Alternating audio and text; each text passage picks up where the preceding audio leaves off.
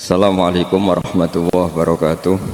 Kalau Islam Arab ini kata Mbah Mun, kalau Islam Arab itu contohnya kayak pohon kurma, jadi kuat. Dan wajah tasbihnya itu di daunnya tidak jatuh. Tapi kalau Islam Indonesia kata Mbah Mun itu kayak padi, jadi ya agak doyong-doyong sedikit gitu. Jadi untuk menghadapi angin besar itu pilihannya dua, Anda kekar kayak kurma atau fleksibel kayak padi. Jadi ya doyong-doyong sithik gitu. Ada koruptor sowan salam templeknya ya diterima gitu. Ada calon bupati cantik ya didukung. Pokoknya agak-agak doyong gitu. Tapi baru kayak doyong itu nggak bisa roboh karena fleksibel. Jadi kazar in akhraja syat'ahu. Jadi ada dua tamsil. Karena memang menghadapi orang fasik, orang dolim ini kita sebagai ulama itu ya kebingungan. Ini mungkin Ki Afif bisa bahtul masail ini. Karena pertanyaannya gini, saya berkali-kali digojlok sama bapak saya. Berteman orang fasik hukumnya gimana? Pasti dijawab haram. Tapi kalau pertanyaannya dibalik, membina orang fasik hukumnya gimana? Baik. Dan bisa membina kalau berteman.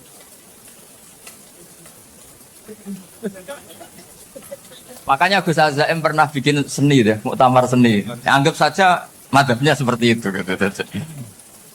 Jadi ya agak doyong-doyong sedikit. Masa ketop berteman orang yang macam-macam. Tapi itu fleksibel. Nyatanya tetap soleh sampai sekarang gitu. Itu berarti itu ya. Ya gitu kata Bangun itu. Jadi untuk menahan angin yang besar pilihannya hanya dua. Anda kokoh kayak pohon kurma atau fleksibel kayak padi. Nah, Islam Indonesia kata Mbah Mun itu pari wae katanya, padi. Jadi ungkapan-ungkapan para masyayikh ini penting karena khazanah yang saya baca. Saya berkali-kali cerita ini dalam kitab Khilyatul Auliya. Itu Abu Nu'aim Al-Asfihani cerita tentang riwayat Sufyan bin Uyainah. Ini gurunya Imam Syafi'i. Itu setiap kali Nabi Isa dan Yahya, ini dua nabi yang sekurun, sama-sama masih muda. Nabi Yahya itu senengannya dolan ke orang-orang soleh, menyambangi orang-orang soleh. Tentu itu bagus. Tapi kalau Nabi Isa ini suka menyambangi orang-orang yang fasik, orang-orang yang nggak jelas. Ketika dua beliau ini ketemu, tentu yang perlu jawaban Nabi Isa karena kontroversi, berteman sama orang-orang yang nggak jelas. Kata beliau, innama ana tabibun udawil mardo. Seorang kiai, seorang nabi, orang yang baik itu ibarat dokter. Di mana-mana dokter tuh ngobati orang yang apa? Sakit. Kalau Anda dokter dan peneliti satu penyakit, pasti cari daerah yang banyak pandeminya. Masa neliti pandemi di orang-orang yang apa? Sehat. Jadi ini juga perlu dibahsul masail karena tadi dibolak-balik itu. Bina orang berteman orang fasik hukumnya haram karena wa ingka ada syarrin fajanibhu suratan. Tapi kalau bina orang fasik hukumnya baik. Bisa bina kalau berteman. Jadi fikih itu ya karena dibolak-balik. Makanya sholat juga gitu. Sholat yang tumak ninah yang lama itu ya bagus. Masa jagongan mbek pangeran nggak asik. Jagongan sama teman aja asik, masa jagongan sama pangeran tidak apa? Asik. Tapi kalau Ibnu Abbas sholat tuh cepat. Ketika ditanya, kenapa kalau Anda sholat cepat? Setan baru tata-tata mau goda, sudah selesai. Kata. Karena setan itu ya jaga jaim tuh, jaga image. Jadi kalau mau goda orang itu ya surinan dulu, macak-macak dulu. Ternyata mau ke situ sholatnya sudah selesai. Lah kebetulan mazhab saya itu yang kedua itu gitu. Jadi kalau Gus Azaim itu sholat lama sekali, itu ada madhab tandingan, yaitu madhab saya. Itu karena ini sepuh saya, meskipun top beliau tapi sepuh saya. Saya sudah 50, beliau baru 40. Ini berarti baru memulai kiai. Kalau pakai umur nubuah ini baru memulai. Jadi madhab itu penting. Jadi pembanding itu harus diutarakan. Sehingga dalam fikih manapun itu sebuah madhab itu harus diuji itu lewat pembanding. Dulu itu setiap debat fikih antar ulama itu mesti nggak ada yang menang. Misalnya saya kiai kelihatan miskin tuh ya baik supaya santri-santri yang miskin itu punya teman gitu. Karena rata-rata santri itu miskin. Nah, dikancani kiai kan seneng gitu. Tapi problemnya kiai yang miskin itu ya nggak bisa nolong santri karena dia sendiri apa? Miskin gitu. Makanya dulu Imam Syafi'i itu pengagum orang miskin. Setelah ngaji Imam Malik tanya, ya Imam Malik, orang yang sealim jenengan itu siapa? Jawabnya Imam Malik lucu. Dulu Abu Hanifah, sekarang orangnya sudah meninggal ya. Ilmunya dititipkan atau diwaris oleh Muhammad bin Hasan Asy-Syaibani. Akhirnya Imam Syafi'i dibiayai Imam Malik ke Irak. Imam Syafi'i miskin, bisanya ke sana dibiayai Imam Malik. Itu seperti Abu Yasin Muhammad masyhur, ini murid beliau. Kalau ada santri boyong kan mesti apa? Disangoni. Disangoni. Ketika datang ke Irak, Muhammad bin Hasan Asy-Syaibani itu nata uang, nata emas itu di ruang tamu. Jadi ngitung uang itu di ruang tamu. Miliatan. Ini kaget, ini kiai kok kedonyan kata Imam Syafi'i. Tapi apa kata Muhammad bin Hasan Asy-Syaibani? Anda kagum ini, Anda kaget ini. Kalau kamu menyoal orang soleh kaya, ini tak kasihkan orang-orang fasik. Biar dipakai judi, dipakai selingkuh, dipakai maksiat. Jangan-jangan. Harta ini harus tetap di orang soleh. Kalau ke orang fasik, bahaya. Berarti kiai boleh kaya? Boleh. Semenjak itu ada gerakan kiai kudu sugih. Ya ada yang kesampaian, ada yang enggak gitu saja. Tapi karena kalau pakai logika fikih, harta itu fitnah. Oke, seakan-akan harta itu masalah. Tapi kalau ini dikuasai orang dolim, maka masalah besar. Jika orang-orang soleh ini harus juga menguasai harta. Nah, terus lama-lama dikiaskan kekuasaan. Kalau yang kuasain orang fasik, orang tidak sholat, ribet.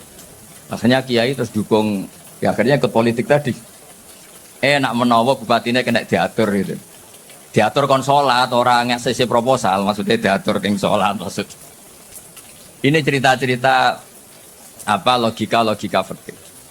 Makanya saya sering ngaji kitab-kitab itu, diantara yang saya suka adalah ada dialog besar yang terjadi di antara orang-orang pilihan, termasuk bahkan di antara para nabi dan Tuhan. Jadi unik. Allah sendiri kadang mengajari kecerdasan para nabi itu ya lewat dialog. Masyhur itu, Nabi Ibrahim itu punya ruang khusus untuk sholat dan tidak boleh siapapun masuk situ. Tahu-tahu ada yang sudah di situ. Beliau membuka, kaget. Siapa memberi izin ke kamu yang punya rumah ini? Saya yang punya rumah dan saya tidak memberi izin kamu. Yang memberi izin saya itu yang punya saya, kamu dan rumah ini. Yaitu Allah Ta'ala katanya. Wah berarti kamu malaikat dong? Iya, saya malaikat Israel. Disuruh nyabut nyawa kamu. Ya agak sopan karena agak pernah mondok di Salafiyah itu akhirnya Nabi Ibrahim bilang, wah itu keliru, Anda pasti keliru. Hal ra'aita habiban yumitu habibah, hal ra'aita khalilan yumitu khalila. Saya ini Khalilur Rahman, saya ini kekasih Allah, masa ada kekasih bunuh yang dikasih? Itu Israel akhirnya ngaji, masuk akal juga. Ternyata perintah ini mungkin hoax ya, pokoknya dia terus mikir akhirnya. Iya ya, masa ini kekasih Allah kemudian oleh Allah dibunuh, dimatikan. Terbanglah Israel, matur lagi, ya Allah, kata Ibrahim, hal ra'aita khalilan yumitu khalila. Masa kekasih bunuh yang dia apa? Kasih. Kayaknya masuk akal Gusti. Mulai ngaji lah kira-kira gitu. Akhirnya oleh Allah dijawab, ya sudah begini, kamu datang ke Ibrahim bilang, hal ra'aita habiban yakrahu ayyalqa habibah. Masa kekasih tidak siap ketemu yang dikasih. Nah, jadi akhirnya Nabi Ibrahim, Israel datang lagi. Logikanya sekarang enggak gitu, begini katanya, diajarin. Hal ra'aita habiban yakrahu ayyalqa habibah. Masa kekasih tidak siap ketemu yang dikasih. Kata Ibrahim, oke, ya, terus mau meninggal. Jadi kalau jenengan cinta betul sama Allah ya harus, ya tidak usah, jangan sekarang tapi. Kalau mati di rumah aja, kalau di pondok ngerepotnya kiainya nanti. Tapi nanti setelah punya cucu banyak lah. Nah, barokahnya baca ini dialog-dialog orang pilihan ini akan tersibak. Karena tidak dalam semua kebaikan itu nggak ada logikanya, rata-rata ada logikanya. Misalnya begini, kalau Anda orang soleh, kemudian anak Anda pamit mau sekolah di Jerman, pilihan Anda mengizinkan apa enggak? Karena potensi jadi fasik ya tinggi karena di tempat-tempat mas. Potensi berdakwah dari daerah yang untuk daerah yang tidak ada dai-nya menjadi ada. Itu mesti ulama itu berdebat. Misalnya punya anak pamit mau kembali atau keluarga. Yang satu cara berpikir optimis. Awal ada dai di beberapa negara Eropa itu ya barokahnya imigran, pekerja, mahasiswa. Dan semua itu bumi Allah, harus ada tasbih, harus ada tahmid. Dan itu harus dimulai dari kemauan atau mengizinkan anak asuh kita ke sana. Tapi di sisi yang lain potensi jadi fasik itu tinggi sekali. Pemana iman pas-pasan. Nah hal-hal seperti ini itu pasti jadi perdebatan. Dan kita harus menjawab. Dan tadi kayaknya di semua Basul Masail, Pondok Salafiyah jawabnya pede semua, nggak ada ragu, nggak ada khilaf. Baguslah kalau pede. Meskipun nanti mungkin ada ulama lain yang cara berpikir apa? Berbeda. Sehingga, ini saya cerita ya. Sehingga di kitab-kitab fikih, misalnya saya kok hidup di Bali sudah punya komunitas ngaji. Itu kok saya pindah ke Sukorejo sini. Banyak ulama yang mengatakan haram. Karena membiarkan bumi Allah yang sudah pernah ada orang yang sujud, kemudian ditinggalkan kosong, dan kemudian dikuasai orang yang tidak sujud. Jadi dianggap itu pembiaran. Jadi banyak di kitab Qalyubi, sarahnya Mahalli, jika ada seorang muslim yang hidup di negara orang kafir, dia nyaman, tidak dapat teror, itu nggak boleh lagi pindah ke negara Islam yang sehat.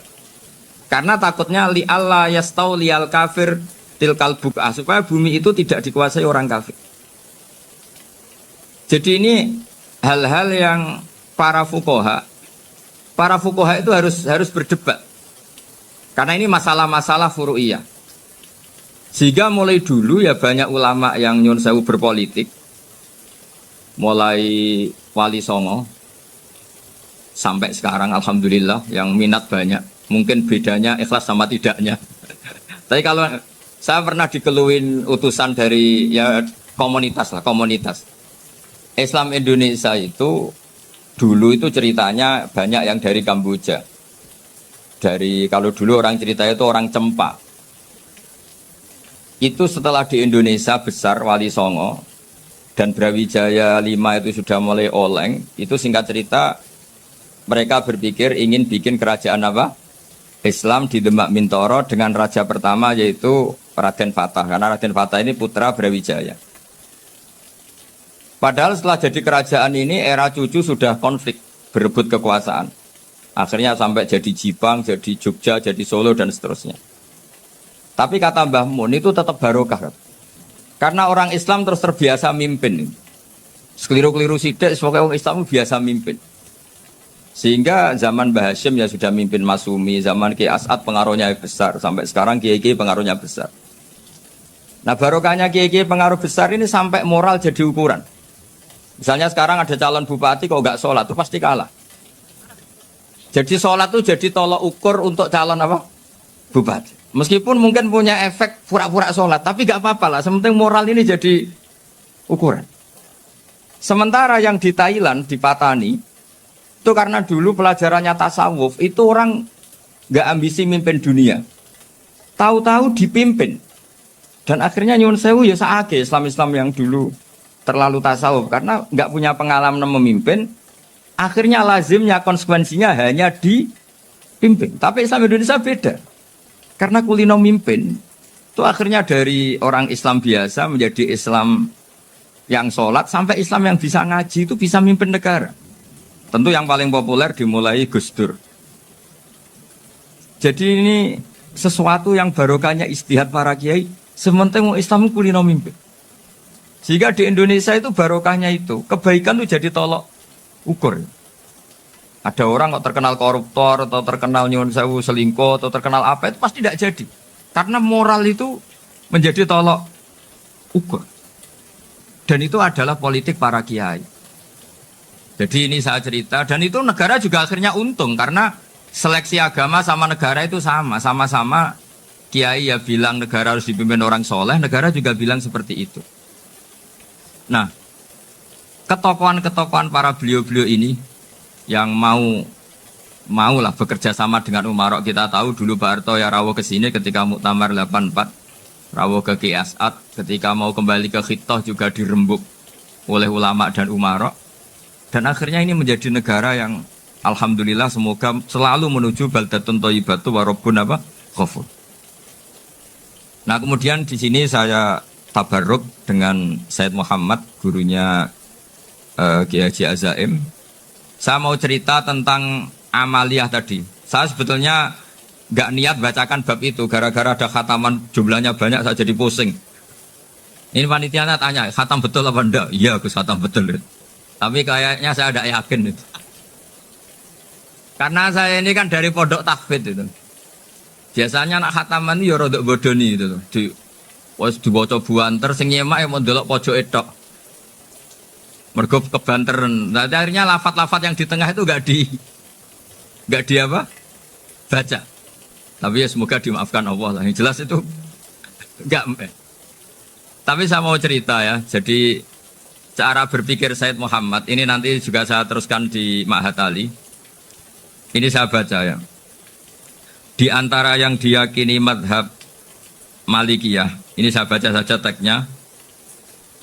Jadi ada riwayat namanya, kalau Said Muhammad bahasakan itu Ataqoh Somadiyah.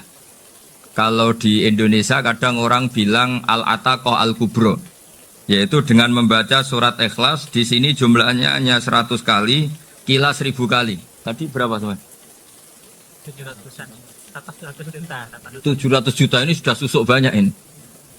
Di sini hanya 40, riwayat lagi 100, 1000. Terus sampai tadi berapa? 800 juta. Wah, ini sudah susuk ini. Itu anak cucu sampean pasti masuk surga itu kalau gitu. Ini saya baca, ini kitabnya Said Muhammad ini. Suratul Ikhlasi wal Itqu minan nar. Akhrajat Tabrani fil Kabir an Fairuz Ad-Dailami wa Ibnu Ukhtin Najasi. Waqad khadaman Nabiyya sallallahu alaihi wasallam. Orang ini jadi khadimnya Nabi. Qala Rasulullah sallallahu alaihi wasallam, "Man qara'a qul huwallahu ahad mi'ata marratin fi shalat ghairiha kataballahu lahu bara'atan minan nar." Ini hanya berapa ini? Mi'ata marrah. Berarti kalau satu orang itu cukup 100. Tadi sudah untuk 7 turunan tadi untuk orang berapa? Ya, untuk 7 turunan cukup. Untuk 7 turunan. Ya sudah susuk ini. Duh, ribet ini. Nah, ini tak cari pembenarannya, ini supaya keren. Ini di halaman 188 Abwabul Farad. Warwa Ibrahim bin Muhammad Al-Khiyari fi fawaitihi an Hudzaifah marfu'an. Man qara'a qul huwallahu ahad alfa marratin faqad ishtara nafsahu minallah. Berarti 100, ada riwayat lagi 1000. Nanti tak carikan lagi yang berapa? Jangan banyak-banyak. Nah, ini saya baca ya. Wa hadzal adatu huwa al-ma'rufu bi ataqatis somadiyah. Wa qad nassa jama'atun min mutaakhiril malikiyah ala istihbabi ataqatis somadiyah. Wa haddu ala qiraatiha wa istimaliha. Minhum Asy-Syaikh Abdus Salam Al-Asmar sak teruse ini. Jadi kullu haula'i istahabbu ataqatas somadiyah ma'atirafi ba'dihim kal misnawi bisyidati fi hadisiha. I'timadan ala anna hadza minal fadha'il allati yutasahalu fiha. Faman sa'a yasta'milaha raja'a husula ma fiha fala ba'sa bidzalik. Ala syarti alla ya'taqida thubuta dzalika anin nabi sallallahu alaihi wasallam hatta la yaqa fil kitsbi alaihi. Jadi intinya itu silahkan Anda bikin jumlah sesuai versi Anda. Yang penting Anda jangan kampanye kalau itu perintah Kanjeng Nabi Muhammad sallallahu alaihi wasallam. Karena kalau kamu atasnamakan Nabi kemudian jumlahnya sampai 800 berapa? 800 juta, berarti Nabi mengajarkan masyaqqah pada umatnya. Jadi cukup yang riwayat itu di sini hanya 100 sama 1000. Jadi kalau jumlah tadi untuk 7 apa? Turunan. Jadi kamu harus ditutup dengan doa, ya Allah, semua itu bukan untuk saya tapi untuk 7 turunan. Tolong catat ya Allah. Karena jadi artinya gini loh ya, orang Indonesia yang sering mempraktekkan Atakosomadiyah itu bukan tanpa dalil. Ternyata dalam madzhab Maliki, saya masih ingat ketika mbah saya kandung, bapaknya bapak, asmane Mbah Nur Syam, itu wasiatnya minta dibacakan 4.000. Yang baca pas itu ya bapak sama anak-anaknya. Dan kemudian alhamdulillah zaman akhir itu mulai agak ngawur. Kalau ada acara itu wong liya kon maca anake mlebu metu gak melok maca. Itu keliru, saya jamin itu keliru. Saya sering kalau mimpin di rumah, kalau yasinan di tonggo-tonggo kok anaknya gak maca saya keluar. Bapakmu wong liya kon maca kata saya. Jadi itu menurut saya itu yang jelas saya sampai ngisi begini. Yang ada riwayatnya itu idza mata ibnu adam min qata amaluhu illa min salasin shadaqatin jariyah au ilmin yuntafa'u bi awaladin sholihin yatullah. Itu tidak ada di hadis au kiyayin sholihin yatullah. Yang ada itu awaladin apa? Sholihin. Jadi anaknya harus ikut, kalau tidak ada usah kata. Akhirnya anaknya udah tinggi terus gitu. Wah, akhirnya tak kei jagung paling akeh, kula mendet sithik. Wong aku ora anake. Kadang-kadang enggak, orang lain baca buahnya anaknya mau mlebu metu mau enggak manggakno tamu mbek rokokan. Itu harus ditobatkan itu. Keliru itu. Karena nasnya bukan awkiyayin solihin tapi awaladin solihin. Ini bukan provokator, ini memang iya harus seperti itu. Nah terus tentang tadi la ilaha illallah yang didawahkan Gus Azaim. La ilaha illallah itu penting sekali, cuma saya mohon itu dielmoni lah. Jadi dulu kalimat ini menjadi spesial karena dielmoni, karena dimulai dari fa'lam annahu la ilaha illallah. Terusannya ayat tuh wastaghfir li dzambika walil mu'minina wal mu'minat. Saya ulang lagi ya. Terusannya ayat tuh wastaghfir li dzambika walil mu'minina wal mu'minat. Makanya menurut madhab Sadili, kamu disuruh baca la ilaha illallah dulu, jangan istighfar dulu. Saya ulang lagi ya. Dalam madhab Sadiliyah itu la ilaha illallah dulu, nggak boleh istighfar dulu. Alasannya masuk akal. Orang yang kafir 70 tahun itu sekali baca la ilaha illallah itu langsung yughfar lahu ma qad salah. Sehingga la ilaha illallah sendiri sudah punya kekuatan supaya dosa kita diampuni. Qul lil ladzina kafaru iyantahu yughfar lahu ma qad salah. Cara menghentikan kekafiran gimana? Dia melafadzkan la ilaha illallah. Ini kalimat yang begitu saktinya sampai orang yang kafir puluhan tahun itu dosanya semuanya terhapus hanya karena melafadzkan la ilaha illallah. Nah, makanya kata Abdul Hasan As-Sadili wastaghfir li dzambika ay bihadil kalimah. Seseorang sah di istighfar itu kalau melafadzkan la ilaha illallah. Misalnya ada orang kafir mati kafir, sah enggak anak cucunya mengistighfari dia? Tidak sah karena belum melafadzkan la ilaha illallah. Makanya kata Abdul Hasan As-Sadili wastaghfir li dzambika ay bihadil kalimah. Sehingga lafadz ini spesial betul. Tapi kadang-kadang beberapa mursyid cara berpikir lain. Ini kalimat thayyibah harus dibaca orang suci sehingga mendahulukan apa? Istighfar. Untuk supaya pas ngelafatkan kalimat thayyibah sudah dalam keadaan apa? Suci. Itu juga masuk akal. Tapi secara meyakinkan saya sendiri lebih mengikuti manhajnya Abil Hasan Asyadzili karena alasannya tadi yang kafir puluhan tahun saja langsung luntur dosanya karena melafadzkan la ilaha illallah. Artinya la ilaha illallah sendiri sudah bagian dari istighfar. Nah, ya tadi buktinya fa'lam annahu la ilaha illallah terus wastaghfir li dzambika walil mu'minina. Jadi orang sah diistighfari itu setelah dipastikan sah tauhidnya. Jadi setelah tauhidnya sah yaitu la ilaha illallah baru sah apa? Diistighfari. Sehingga orang kafir, saya ulang lagi, orang kafir yang mati kafir anak cucunya tidak boleh apa? Tidak boleh menistighfar. Terus saran saya kedua, la ilaha illallah itu filosofinya itu nafyun li uluhiyati ghairillah wa isbatun li uluhiyatillah wahda. Filosofi la ilaha illallah itu gimana? Menafikan semua selain Allah itu tidak Tuhan dan hanya menuhankan Allah semata. Nah itu caranya gimana? Caranya kita harus terbiasa ini karena tadi saya dibilangin panitia ini rata-rata mustameknya atau mustamiatnya ini santri. Caranya gimana? Dilatih pakai logika. Saya berkali-kali cerita kalau ngaji, saya sekaligus kampanye. Allah itu Tuhan yang begitu fair. Untuk menjadi Tuhan, Allah mempersilahkan, ada kualifikasi Tuhan. Jadi boleh, dikompetisikan itu boleh, kata Allah. Gak apa-apa kamu ngaku Tuhan gitu, kata Allah. Tapi nak ngaku pangeran itu paling gak ya direputasi lah, ada verifikasinya. Dimulai dari apa? Ya kalau jadi Tuhan itu setidaknya bikin langit bumi, aturannya gitu. Jadi kalau daftar bupati ya daftarlah ke KPU. Masa tahu-tahu jadi apa? Tuhan kemudian tidak punya prestasi bikin langit bumi. Sehingga Allah itu cara ngendikan itu ya fair. Qul ara'aytum ma tad'una min dunillah aruni madza khalaqu minal ardi am lahum syirkum fis samawat. Coba yang kamu tuhankan selain saya, prestasinya apa? Ketika saya bikin bumi itu apa ikut bikin? Terus amlahum sirkun fis samawat. Kalau bikin langit, kalau nggak bisa ya urun lah gitu. Urun semen apa urun bego, pokoknya urun lah gitu. Urun ora, gaya bumi ora, ngerti-ngerti ngaku jadi pangeran. Kul hatu burhanakum. Jadi ya kan ya lucu kan, misalnya syarat kiai di Salafiyah kan keluarga Kiai As'ad, cucunya ngaji ngalim.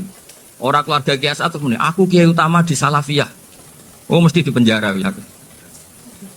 Lah yo gak gawe langit bumi, gak ada prestasi terus ngaku sebagai apa? Tuhan. Sehingga fair. Makanya saya berkali-kali cerita. Jubair bin Mut'im itu punya anak namanya Muhammad. Ini sudah orang alim, Muhammad bin Jubair bin Mut'im. Itu cerita awala Islami Abi. Mut'im itu orang pinter sekali. Saking pinternya dia jadi delegasinya orang Quraisy datang ke Rasulullah sebagai negosiator untuk membebaskan Asra Badrin, tawanan perang apa? Badar. Yang namanya disuruh itu pasti orang pinter. Tapi apa yang terjadi ketika nginep di masjid? Karena zaman itu gak ada hotel, nanti jadi geger. Orang musyrik nginep di masjid hukumnya gimana? Bahsul masail tok. Zaman itu mau tidak mau. Kalau sekarang kan ada hotel, kiai juga punya wisma. Apa yang terjadi? Orang ini cerdas sekali. Dan delalah Nabi pas sholat maghrib itu baca wattur wa kitabim mastur sampai am khalaqus samawati wal ard. Ya kalau kamu jadi Tuhan ya setidaknya menciptakan langit bumi lah. Namanya jadi Tuhan ya ada persyaratan kan. Paling enggak punya reputasi menciptakan langit bumi. Atau kalau jadi Tuhan setidaknya reputasinya itu enggak diciptakan yang lain. Am khuliqu min ghairi syai'in. Ini jadi Tuhan kok punya bapak, punya ibu. Ini jadi Tuhan kok lahirnya di bumi, ada tanggal lahirnya, ada tahun. Masa jadi Tuhan kok dulu buminya? Pokoknya walhasil tuh. Akhirnya Nabi ketika salam sholat maghrib, dia datang. Ya Rasulullah, akalku habis oleh ayat yang barusan engkau baca. Sudah saya Islam saja. Argumentasi selain Allah Tuhan itu batal. Itu, nah saya mohon santri-santri Salafiyah itu baca Quran sampai seperti itu. Jadi jangan hanya khataman banyak-banyakan maksudnya. Ini bukan nyindir ini, ngamuk ini. Jadi ya khatamannya tadilah 1000 atau berapa lah, jangan banyak-banyak. Juga kasihan malaikat yang nyatet kan. Wong baru subhanallah alhamdulillah aja di teks hadisnya abad al malaikah gak ditete. Itu baru subhanallah alhamdulillah itu sudah mencapaikan malaikat. Makanya saya wiridan tuh arang-arang kasihan malaikat karena nanti jadi itu ya ada madhabnya itu. Jadi kalau Gus Azaim sholat lama tak saingi sholat cepet itu sama-sama ada madhabnya. Yang cepet kayak saya tadi setan pas tata-tata mau goda pas rukuk saya sudah itidal. Mau goda itidal saya sudah sujud pusing dia. Tapi jangan tiru ini madhab yang agak-agak khusus lah sudah cara orang Madura agak khilaf gitu. Khilaf ya. Khilaf ini agak khilaf ini sudah. Tapi saya ingin lah, sampean kalau ngaji Quran itu dilatih berlogika. Jadi Allah itu fair. Gak apa-apa kalian ngaku Tuhan tuh gak apa-apa, tapi tunjukkan prestasi kamu apa. Aruni madza khalaqu minal ardi am lahum syirkun fis sama. Am khalaqus samawati wal ard. Diulang lagi am khuliqu min ghairi syai'in. Setidaknya kalau jadi Tuhan itu ya gak butuh yang lain lah. Masa jadi Tuhan kok wujudnya saja butuh orang lain, butuh bumi eksistensinya butuh makan, butuh minum. Makanya Allah cara meniadakan uluhiyah selainnya itu Allah itu redaksinya itu mengena sekali. Yaitu tadi dengan cara-cara seperti itu. Sebagian ayat disebutkan ma asyattuhum khalqas samawati wal ardi wala khalqa anfusihim. Wong Tuhan kok nggak punya reputasi bikin langit, bikin bumi, bahkan untuk menciptakan dirinya sendiri saja nggak bisa. Ya sudahlah, kamu nggak usah ngaku Tuhan, nggak level kata tahu gitu. Akhirnya terus ditemukan Tuhan yang sejati, yaitu wal awwalu wal akhiru wal zahiru wal batin. Nah itu yang Mut'im ini tadi termasuk orang yang sangat cerdas sekali. Padahal itu bacanya bukan pas basul masail, enggak. Nabi pas sholat maghrib. Juga bukan pas ceramah, enggak. Tapi itu didengarkan. Makanya termasuk ini spesial untuk hormat saya kepada Ki As'ad. Makanya saya ini kalau mentasjik santri-santri, ini agak sensitif, tapi sudah saya tidak perlu takut fitnah. Saya termasuk kenapa saya ingin jadi ahli tafsir, tentu yang membentuk itu Mbah Maimun dan bapak saya. Bapak saya itu hafal Quran kayak hafal Fatihah. Saking senangnya Quran itu. Mungkin bisa kamu saingi itu. Itu adalah orang kafir itu bisa paham Quran. Itu sangat menyinggung saya. Orang kafir itu bisa paham Quran. Ketika Umar Islam itu karena mendengar apa coba? Mendengar apa? Quran. Dan itu masih kafir apa sudah Islam? Masih kafir karena kalimat-kalimat yang di Quran itu begitu jelas wal kitabil mubin sehingga didengarkan orang kafir pun tuh ngefek. Makanya ketika Umar datang ke saudari putrinya, kemudian dengar Toha ma anzalna alikal Qur'an apa? Litasqa, itu dia terus iman. Begitu juga Mut'im. Itu ketika dengar Nabi baca surat At-Tur ya langsung iman. Makanya kata Ibnu Jarir At-Tabari, kamu jangan pernah bilang gini, syaratnya paham Quran itu harus alim, harus gini. Lah nanti berarti orang kafir punya alasan di depan Allah, ya Allah, engkau ngandani kami dengan Quran yang nggak bisa difahami kecuali alim dulu. Lah saya alim gimana? Nggak pernah mondok. Mondok gimana? Saya kafir. Jadi artinya gini loh, kata Ibnu Jarir At-Tabari, Allah tidak mungkin mengatakan gini, ifhamil Quran bima la fahmalaka. Quran itu harus kamu fahami. Sementara orang kafir karena lafadznya Quran khusus nggak bisa memahami. Makanya Quran itu dibaca. Itu banyak orang kafir yang menjadi muslim karena mendengar apa? Al-Quran. Padahal kafir. Nah termasuk tadi Muhammad bin Jubair bin Mut'im ini itu menjadi Islam ya karena mendengar Quran. Padahal dia saat itu masih apa? Kafir. Karena tadi logika misalnya nggak paham secara lafadz Arab. Sekarang misalnya nyuwun sewu ada orang ateis. Saya pernah didatangi seorang ateis yang nggak percaya Tuhan. Saya mau Islam Pak Ba, asal Anda bisa menjelaskan Tuhan itu siapa. Coba Quran dibaca secara makna, tidak secara lafadz tapi secara makna. Begini misalnya, ada orang ateis datang ke saya, Pak Ba, saya mau Islam, asal Anda bisa menjelaskan Tuhan itu siapa. Terus saya tanya, ini ngajak goblok-goblokan apa pinter-pinteran, kata saya. Terus dia jawab, ngajak pinter-pinteran Pak, saya ini doktor katanya.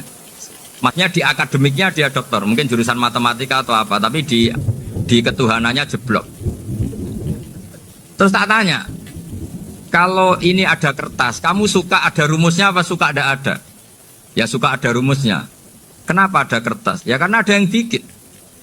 Nah kira-kira berstatus membikin atau membuat, itu sesuatunya maujud apa enggak? Ya pasti maujud lah, pasti ada. Ya sudah, anggap Tuhan itu adalah sebab dari semua yang ada.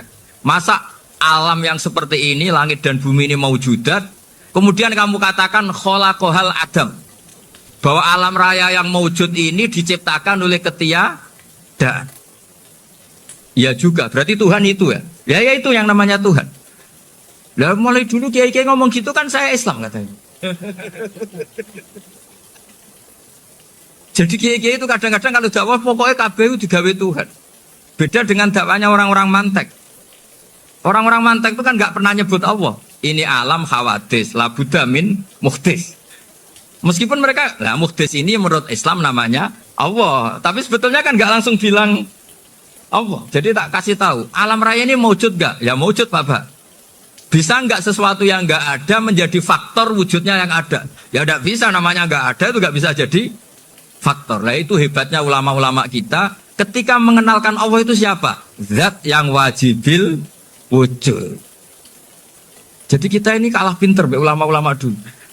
Ya alhamdulillah kalahnya sama ulama dulu. Kalau kalah sama ulama sekarang isen lah. Jadi ulama dulu sudah pinter. Pasti pertanyaan dasar manusia, hadil maujudat itu man khalaqaha, siapa yang menciptakan? Kalau kamu langsung jawab Allah atau Tuhan, mereka pasti tidak nerima. Ya jawab saja, hadil maujudat mesti khalaqaha maujudun. Nah berhubung maujud ini berstatus pencipta, harus super. Lah super ini oleh ulama disebut wajibul wujud atau musabbibul asbab. Yang oleh Islam dinamai Allah. Tapi kita langsung ngomong Allah, ya mesti aja bingungkan kan bagi yang bingung maksudnya. Ya saya mohonlah kalimat-kalimat la ilaha illallah itu diamatilah, diresapi sampai seperti penjelasan saya ini, sehingga punya kualitas ilmu. Karena syaratnya memang fa'lam, harus punya kualitas apa? Ilmu. Ilmu itu apa? Ma'rifatus syai' ala ma huwa alaih. Mengenal sesuatu sesuai detail-detail sifatnya sesuatu itu. Misalnya kalau Allah sudah jadi Tuhan, ya harusnya qabla kulli syai'. Masa Tuhan sama yang dituhani wujudnya dulu yang dituhani, ditemukanlah sifat awal atau qadim. Makanya benar Gus Azaim tadi, kalau sudah bertauhid harus hafal akidah berapa khamsin. Dimulai apa? Wujud. Kenapa harus dikatakan wujud? Karena alam raya ini kadung maujudan. Hadhil alam maujudun. Masa maujudun khalaqahul adam? Masa maujudat khalaqahul adam? Nah itu yang disebut am khuliqu min ghairi syai'in am humul khaliqun. Jadi saya mohon semohon-mohonnya, cobalah tradisi-tradisi lihat baru ayat ini dihidupkan lagi, sehingga kita baca Quran itu sekaligus menjadi orang yang sangat argumentatif. Karena Quran adalah qul falillahil hujjatul baligh. Dilatih. Jangan bosan, dilatih. Makanya kalau saya baca ayat-ayat seperti itu, cek fair Allah itu. Fair betul. Gak apa-apa saya punya pesaing kata Allah, tapi yang imbang dong. Pas aku gawe langit ya bantulah. Atau ada langit tandingan lah kira-kira gitu. Kalau saya bikin bumi ya ada bumi. Nah misalnya sekarang orang Cina bikin matahari, materinya dari mana coba? Dari yang sudah ada sekarang kan? Tetap saja agak ikut bikin kan? Tapi kalau Allah bikin langit bumi minal adam minal wujud. Kalau mereka paling rekayasa yang sudah wujud adik. Nah harus sampai seperti itu. Sampai kata Gus Azim kul hatu apa? Burhanakum tan. Jadi ini cara-cara kita untuk menguatkan iman. Aruni madza khalaqu minal ardi am lahum syirkun fis samawati. Terus kata Allah, itu nih bi kitab min qabli hadza au atharatim min ilmin. Kalau kamu enggak setuju teori ini kata Allah, cari kitab suci versi Anda. Aturan jadi Tuhan itu apa coba? Ya tetap saja semua kitab suci akan mengatakan di mana-mana Tuhan itu pencipta langit dan bumi. Jangan yang lahir di bumi jadi Tuhan. Jangan Lata Uzza jadi Tuhan. Jangan karena sakti jadi Tuhan. Nah ini di sini pentingnya ilmu balaghah, ilmu mantek yang alhamdulillah di pondok-pondok kita masih diajari. Makanya kata mantek sebetulnya ilmu akal hanya menemukan hadil maujudat khalaqaha maujudun. Nah yang maujud ini siapa? Ya wajibul wujud. Nah kemudian Islam menamai ini Allah Subhanahu wa ta'ala. Makanya ulama dulu itu kalau ngetikan Allah itu siapa? Zat sing wajibul wujud. Itu filosofinya luar biasa. Karena dengan seperti ini bisa menafikan teori ateisme. Bahwa alam raya ini diciptakan oleh ketiadaan. Makanya saya bilang tadi, ngajak goblok-goblokan apa pinter-pinteran gitu. Lah nek ngajak goblok-goblokan yang ini hadhil maujudat khalaqahal adam. Terus kita goblok bareng. Loh iya kan barang maujud diciptakan yang tidak maujud. Wong ora wujud kok mempengaruhi sing wujud. Ya monggo nak goblok bareng kata. Akhirnya, gak Gus, saya ini dokter masa kamu ajak goblok?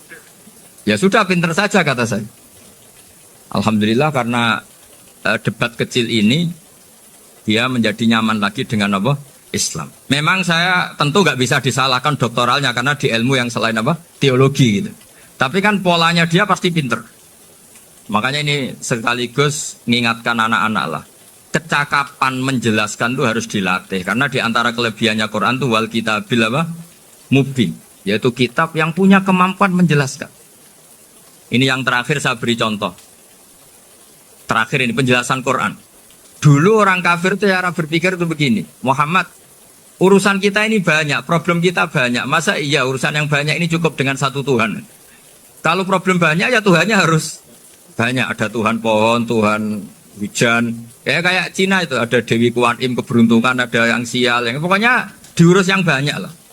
Maka mereka bilang aja'alal alihata ilaha wahida inna hadza la syai'un ujab. Ini aneh, urusan banyak kok Tuhannya satu, ini aneh lah. Tapi Nabi secara sabar, dan yang diomongnya orang kafir. Tidak anak Mahatali, orang kafir. Jadi nanti kalau anak Mahatali gak paham Quran, kebangetan, orang kafir saja paham. Akhirnya Nabi secara santai, secara rileks memberi penjelasan gini.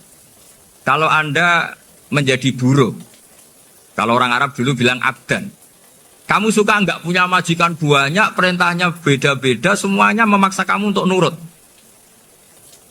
Sama punya majikan satu yang baik. Ya nggak suka lah Muhammad, kalau majikan saya banyak, semuanya berhak merintah saya, tidak enak. Majikannya satu saja.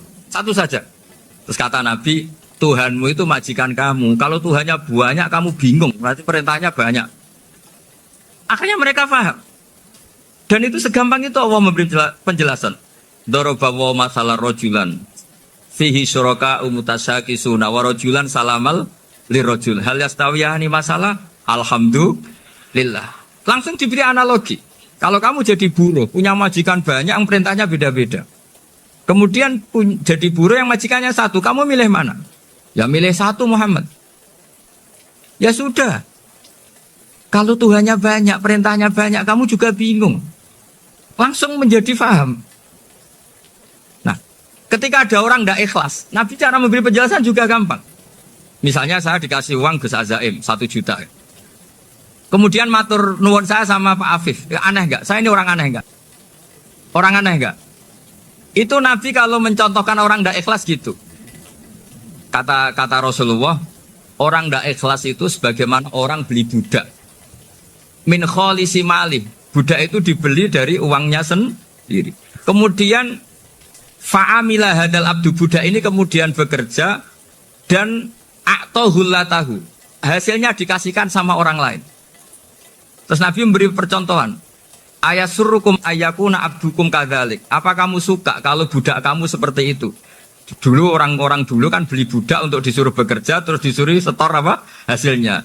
Jadi budaknya kamu yang beli, yang biayai. Kalau sekarang mungkin gak ada budak, gini lah. Saya nyuruh Zaid, tak kasih mobil, tak kasih bensin, tak kasih uang jalan supaya narik angkot. Hasilnya disuruh ngasihkan saya. Ternyata dikasihkan orang lain dan matur nuwun sama orang. Kamu suka punya budak seperti itu? Ya tidak suka ya Rasulullah. Ya ibaratnya seperti itu. Bumi yang bikin Allah, nyawa kamu yang bikin Allah, semua fasilitas dari Allah. Kemudian kamu menyembah selain Allah. Segampang itu. Dan Nabi telaten sampai dulu yang mayoritas orang kafir menjadi mayoritas Muslim. Dan semuanya tanpa paksaan. La ikroha fiddin. Karena qad tabayyana rusdu minal. Nah, cara tabayana gimana? Yaitu punya kemampuan menjelaskan. Wal kitabil apa? Mubin. Ini makanya saya mohon lah. Ini saya mohon semohon-mohonnya anak-anak ini kan kader-kadernya Mbah Samsul Arifin, Mbah As'ad, Gus Fawaid, sekarang Gus Azaim, semuanya harus punya kemampuan wal kitabil apa? Mubin. Sehingga di antara sifatnya Nabi itu fatonah, punya kecerdasan. Nabi itu gak pernah debat kalah. Itu meskipun sudah terdesak gak pernah kalah. Pernah Nabi itu ngendikan la'adwa walati orata. Tidak ada penyakit menular. Ada orang yang mungkin kurang suka iseng. Ada onta yang sudah gudiken dijejerno sama yang waras. Ternyata yang waras jadi gudiken. Akhirnya Nabi diundang lah kira-kira gitu. Ya Rasulullah, kata engkau gak ada penyakit menular. Tapi ini onta yang gak gudiken tak jejerkan yang gudiken ikut gudiken. Berarti kan menular. Nabi santai jawab. Faman jarrobal awal. Lalu yang pertama gudiken ketularan siapa katanya. Wah kalau ini asli Nabi ya sudah seperti itu. Jadi ngiranya dia menang karena yang gudikan pertama nulari yang kedua. Ternyata Nabi tanyanya lagi, faman jarrobal awala, yang gudikan yang pertama siapa? Oh ini asli ya maksud saya itu. Jadi Nabi itu gak pernah kalah. Karena Nabi punya apa? Fatona. Jadi saya mohon, ya tadi makanya ini efeknya tuh khatamannya gak boleh banyak-banyak ya. Maksud saya kalau musim khataman ya gak apa-apa, khataman banyak-banyak. Tapi kalau gak musim khataman ya musim-musim tadabbur gitu. Tapi kalau ini musim khataman ya monggo lah. Cuma saya kok kasihan malaikatnya ada diri kok. Ya, minta maaf. Assalamualaikum warahmatullahi wabarakatuh.